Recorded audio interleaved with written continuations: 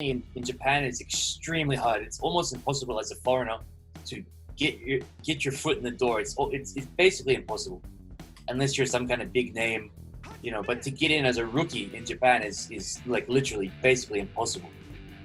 So the show finished. I was in my my suit and everything. I dressed up nicely. I already had good Japanese at the time, so I was speaking to Akira in Japanese, even though he speaks English. And he said, "Oh, I'm gonna introduce you to Tajiri.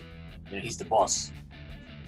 And Tajiri had just finished his match, and Tajiri is very famous for spitting out green mist. And the story behind the mist is it's poison, right? It's really not. It's food coloring, but That'll kill you too. It'll just take longer.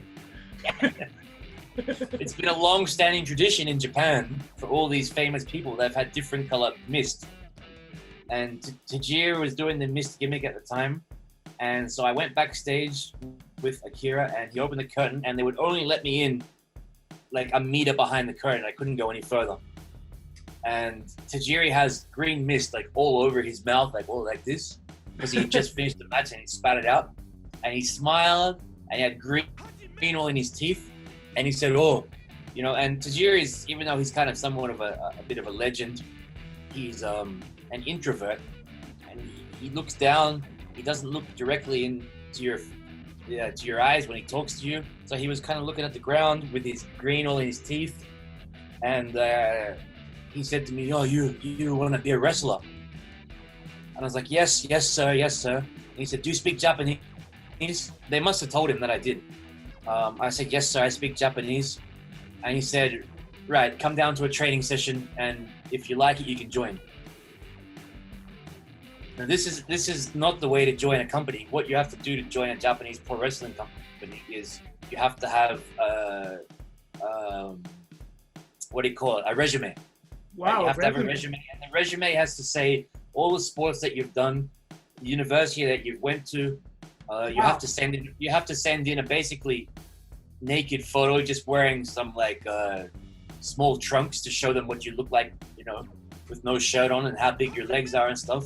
I had none of that. They didn't even ask for a resume, and I still don't know how I got my foot in the door. But after you send the resume in, and then after they accept you for a tryout, they take you down. Don't care. You do like probably about 200 body squats, like Hindu squats. It's probably about 200 Hindu squats, about 100 push-ups, and then whatever else they can do to basically kill you. Right? And the whole thing they want to do, it's called a Numon test. And Numon means like basically entering the dojo kind of test. And what they just want to see your attitude.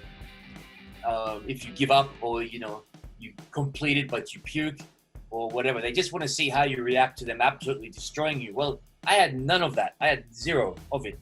I didn't have any test. I was welcome. I don't know why, but really? I didn't have any of it. Tajiri saw this white guy who speaks Japanese, and he's like, somewhere in his head, maybe he thought, you know what, I can use you. I can use you. That's okay. Yeah. Wow. And also at the time, I had to pay, while I was a rookie, my debut, I had to pay 30,000 fees. I met a whole bunch of rookies doing that. So it was also most likely, one, you're a white guy who speaks Japanese, you could come in useful. But two, it's gonna mean an extra 30,000 yen a month in the company coffers, and there's no harm in you tagging around if you pay your dues every month.